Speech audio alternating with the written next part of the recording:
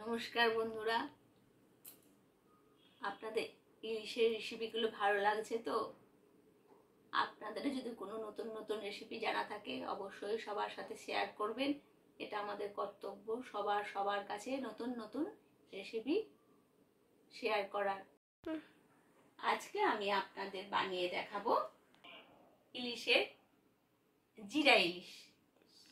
জিরে ইলিশ বানানোর জন্য লাগছে 4 পিস ইলিশ মাছ, জিরে 1 চামচ, হলুদ 1 চামচ, লঙ্কা গুঁড়ো 1 চামচ, তেজপাতা 3টি, কুচানো কাঁচা লঙ্কা, স্বাদ মতো নুন, আর লাগবে সরিষার তেল। ইলিশ মাছের অন্যান্য রান্নার মতো এই রান্নার কোনো ঝামেলা নেই, নেই সাঁতলানো, নেই কোনো কষানো, কিছুই নেই। মাখো,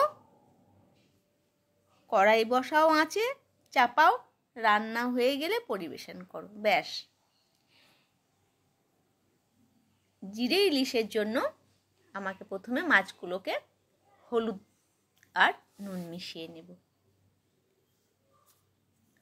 নুন হলুদ আমি মিশিয়ে নিচ্ছি। এর ভেতরে কিন্তু ডিম ভরা আছে, আমি ডিমগুলো কিন্তু বের করিনি, কারণ ডিম ভরা ইলিশও একরকম টেস্ট হয় খেতে। তো ভালো করে আমি এই দুটো মিশ্রণকে মাখিয়ে নেব। ইলিশ মাছ এমনিতেই ঝামেলা আমার ভীষণই কম লাগে, যে এটা কোনো ফটাফট হয়ে যায়, আর জিরে ইলিশ তো আরও তাড়াতাড়ি হয়ে যায়। তো এবার আমি গ্যাসের মধ্যে কড়াই বসাবো। গ্যাসটা কিন্তু আমি জ্বালাবো না, গ্যাসটা আমার অফ হয়ে থাকবে।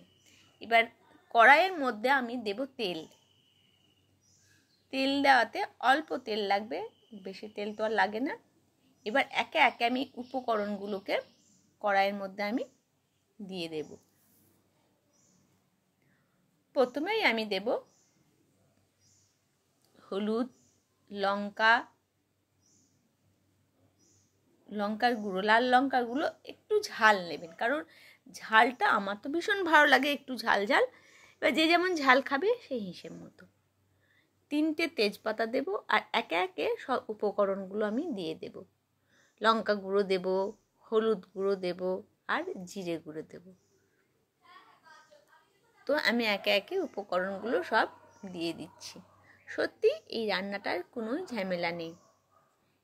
জিরে গুঁড়ো দিয়ে দিচ্ছি, সব 1 চামচ মতো করে আমি আন্দাজ করে দিয়ে দিচ্ছি। এবার আমি পরিমাণ মতো জল দেব। কাঁচা লঙ্কাগুলো আমরা চিড়েও দিতে পারেন, আমি ছোট ছোট করে দিয়েছি।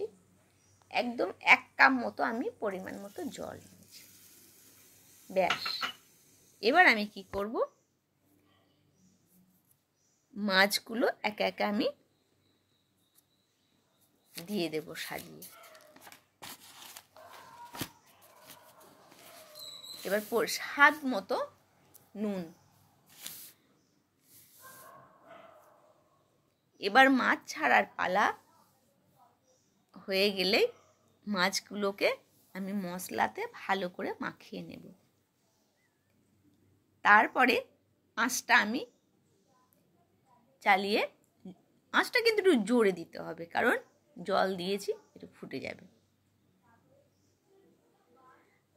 তো ভালো করে ওটাকে আমি এপিট ওপিট করে নেব। এবার পরবর্তী 2 থেকে 3 মিনিট যতক্ষণ না রান্নাটি ফুটে উঠছে ততক্ষণ পর্যন্ত আমি ওয়েট করলাম। এবার আঁচটা আমি কমিয়ে দেব, দিয়ে আমি একটা ঢাকনা চাপা দিয়ে দেব। 10-15 মিনিট মতো ঢাকা দিয়ে আমাদের আর কোনো কিন্তু কাজ নেই। দেখবেন এর মধ্যে ঘরটা পুরো সুবাসে ভরে যাবে ইলিশ মাছে। এবার পরিবেশন করার পালা, কিন্তু অবশ্যই পরিবেশন করবেন কেবলমাত্র গরম ভাতের সাথে। ভালো থাকবেন, সুস্থ থাকবেন, আবার আপনাদের সাথে দেখা হবে।